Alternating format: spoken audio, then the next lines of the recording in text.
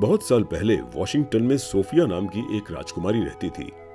वो राजकुमारी दिखने में बहुत ही खूबसूरत और बुद्धिमान थी। राज्य में उसे मात देने के लिए उससे बुद्धिमान कोई भी व्यक्ति नहीं था। इसके लिए सोफिया को खुद पर बहुत ही घमंड था। उस राज्य के राजा का नाम बेंजामिन था। बेंजामिन अपनी बेटी सोफिया के इस घमंडी व्यवहार से बहुत चिंतित रहता था। एक दिन बेंजामिन सोफिया के पास जाता है।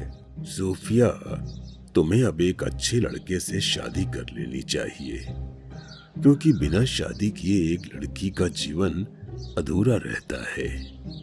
नहीं पिताजी, मैं शादी नहीं करना चाहती, क्योंकि इस राज्य में तो मेरी बराबरी का कोई लड़का है ही नहीं जो मुझे टक्कर दे सके। इसलिए मैं शादी नहीं करना चाहती हूँ।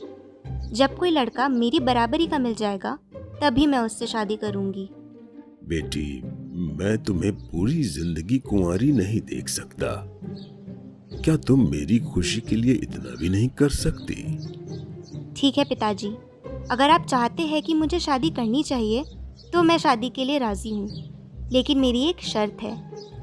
ठीक है बेटी, तुम्हारी जो भी शर्तें हैं पूरी की जाएंगी। पहले आप मेरी शर्त सुन तो लीजिए। ठीक है बेटी, तुम अपनी शर्त बताओ। पिताजी, मेरे पास एक सवाल है। जो मेरे इस सवाल का जवाब दे देगा मैं उसी व्यक्ति से शादी करूंगी। सोफिया की बातें सुनकर बेंजामिन फिर चिंतित हो जाता है। बेंजामिन पूरे राज्य में सोफिया की शादी का ऐलान करवा देता है कि जो भी व्यक्ति राजकुमारी सोफिया के सवालों का जवाब बता देगा उसकी शादी राजकुमारी सोफिया से करा दी जाएगी। महल में नौजवानों की एक लंबी कतार लग जाती है। उसमें से एक नौजवान सोफिया के पास उसके सवालों का जवाब देने के लिए जाता है। सोफिया उस नौजवान से प्रश्न पूछती है। मैं कभी था नहीं, मगर हमेशा रहूंगा। मुझे किसी ने देखा नहीं, ना कोई कभी देखेगा, मगर पूरे जहां को मुझ पर विश्वास है। बताओ मैं कौन हूँ? सोफिया के सवाल को सुनकर नौजवान के पसीने छूटने लगते हैं और वो सोचने लगता है। कुछ देर के बाद नौजवान कुछ सोच समझकर डरते हुए जवाब देता है। राजकुमारी जी, ये तो आत्मा ही हो सकती है। उस नौजवान की बातें सुनकर सोफिया उस पर हंस पड़ती है। आप यहाँ से जा सकते हैं। उसके बाद दूसरे नौजवान को सोफिया के पास भेजा जाता है। सोफिया फिर से दूसरे नौजवान से सवाल पूछती है। मैं कभी था नहीं, मगर हमेशा रहूंगा। मुझे किसी ने देखा नहीं, ना कोई कभी देखेगा, मगर पूरे जहां को मुझ पर विश्वास है। बताओ मैं कौन हूँ? सोफिया का सवाल सुनकर दूसरा नौजवान सोचने लग जाता है और कुछ देर के बाद जवाब देता है। राजकुमारी जी, क्या आपके सवाल का जवाब न्याय है? नौजवान की बातें सुनकर सोफिया गुस्सा हो जाती है। आप मेरे सवालों का जवाब दे रहे हैं कि मुझी से जवाब मांग रहे हैं? इतना कहकर गुस्से से सोफिया उसे भी वहां से जाने के लिए बोलती है।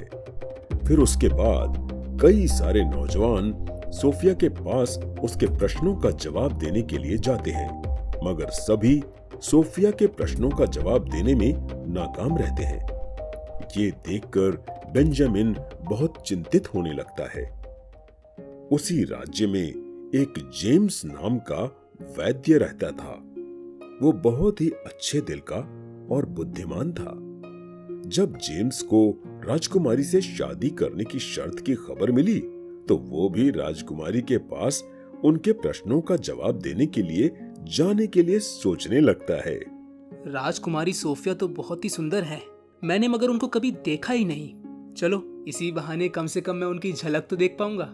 इतना सोचकर जेम्स राजकुमारी सोफिया के पास उनके सवालों का जवाब देने के लिए जाता है।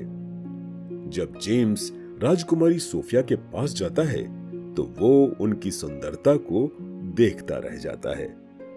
राजकुमारी सोफिया उससे अपना सवाल पूछती है। मैं कभी था नहीं, मगर हमेशा रहूंगा। मुझे किसी ने देखा नहीं, ना कोई कभी देखेगा, मगर पूरे जहां को मुझ पर विश्वास है। बताओ मैं कौन हूँ? जेम्स राजकुमारी सोफिया का सवाल सुनकर मुस्कुराने लगता है। फिर जेम्स उसके सवालों का जवाब देता है। राजकुमारी, आपके सवाल का जवाब है कल। उसके मुंह से ऐसा जवाब सुनते ही राजकुमारी सूफिया के होशो हवास उड़ जाते हैं और उसका घमंड चूर चूर हो जाता है। जेम्स का जवाब सही था। बेटी, क्या इस नौजवान का जवाब सही है? हाँ पिताजी, इसने बिल्कुल सही जवाब दिया है। सोफिया की बातें सुनते ही बेंजामिन खुशी के मारे उछल पड़ते हैं और फिर सोफिया की शादी जेम्स के साथ करा दी जाती है। सोफिया जेम्स को देखकर मन ही मन गुस्सा होती है, मगर उसकी शर्त के अनुसार उसके ना चाहते हुए भी सोफिया को अब जेम्स से शादी करनी पड़ती है। शादी के पहले जेम्स बहुत ही गरीब व्यक्ति था। फिर बेंजामिन जेम्स को बहुत सारा धन दौलत और जेम्स एवं सोफिया के रहने के लिए एक अच्छा सा घर भी बनवा कर देता है। अब सोफिया और जेम्स उसी घर में रहने लगते हैं, मगर सोफिया को शादी के बाद भी जेम्स से प्यार नहीं होता और वो अपने घमंड में चूर रहती है। शादी के बाद एक दिन जेम्स सोफिया के पास जाता है। सोफिया, शादी के इतने दिन हो गए मगर हम कहीं साथ घूमने नहीं गए। चलो कहीं घूमने चलते हैं। वैसे भी तुम हमेशा अकेली अकेली रहती हो, इससे तुम्हारा मन भी बहल जाएगा। जेम्स की बातें सुनकर सोफिया गुस्से से लाल हो जाती है। तुम शायद ये भूल रहे हो कि तुम एक मामूली से वैद्य हो और मैं एक राजकुमारी हूँ। ये जो महल जैसा घर, धन, दौलत तुम्हारे पास है, ये सब मेरे पिताजी का ही दिया हुआ है। इसलिए तुम अपनी औकात मत भूलो। तुम्हें क्या लगता है मैं तुम्हारे साथ घूमने जाऊंगी? तुम जैसे लोग मेरे महल में नौकर का काम करते हो। ये तो मेरी मजबूरी थी कि मुझे तुमसे शादी करनी पड़ी। सोफिया की ऐसी बेरुखी बातें सुनकर जेम्स बहुत दुखी होता है और वहां से चला जाता है। कुछ दिन बीतता है। एक दिन सोफिया बगीचे में बैठी रहती है। तभी अचानक एक सांप आकर सोफिया के पैरों में काट लेता है। सांप के काटते ही सोफिया बेहोश होकर गिर पड़ती है और उसका सारा शरीर नीला पड़ने लगता है। इसके बाद सूचना पाते ही वहां जेम्स पहुंच जाता है। जब जेम्स सोफिया को देखता है तो वो बहुत चिंतित होता है। अरे अरे, ये तो सोफिया को किसी जहरीले सांप ने काट लिया है। अब तो मुझे कुछ करना ही होगा, नहीं तो इस सांप का जहर सोफिया के पूरे शरीर में फैल जाएगा। फिर वो जल्दी से एक औषधि तैयार करता है और सोफिया को पिला देता है। औषधि पिलाने के कुछ देर बाद सोफिया को होश आ जाता है। सोफिया, क्या तुम्हें अभी ठीक लग रहा है? तुम्हें किसी जहरीले सांप ने काट लिया था, मगर अब तुम चिंता मत करो। मैंने तुम्हें औषधि पिला दी है। अब तुम्हारे शरीर पर उस जहर का कोई असर नहीं होगा। जेम्स की बातें सुनकर सोफिया की आंखों में आंसू आ जाते हैं और उससे अपने द्वारा जेम्स के साथ किए गए दुर्व्यवहार के लिए पछतावा होने लगता है। आज फिर से तुमने मेरा अहंकार चूर चूर कर दिया है और उसी के साथ तुमने मेरा दिल भी जीत लिया है।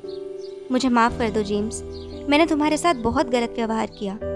अगर आज तुम अपनी औषधि से मुझे ठीक नहीं करते तो उस जहरीले सांप का पूरा जहर मेरे शरीर में फैल जाता, फिर मुझे कोई नहीं बचा पाता। आज तुमने मुझे एक नई जिंदगी दी है, इसलिए मैं तुम्हारा बहुत बहुत धन्यवाद करती हूँ। सोफिया, ये तुम क्या बोल रही हो? तुम मेरी पत्नी हो। सुख दुख में तुम्हारा साथ देना मेरा कर्तव्य है। सोफिया अपने घमंड का त्याग कर देती है। इसके बाद वे दोनों एक दूसरे के साथ खुशी खुशी रहने लगते हैं। सोफिया के घमंड के जाते ही उनके जीवन में प्यार ही प्यार और खुशियों की बहार आ जाती है।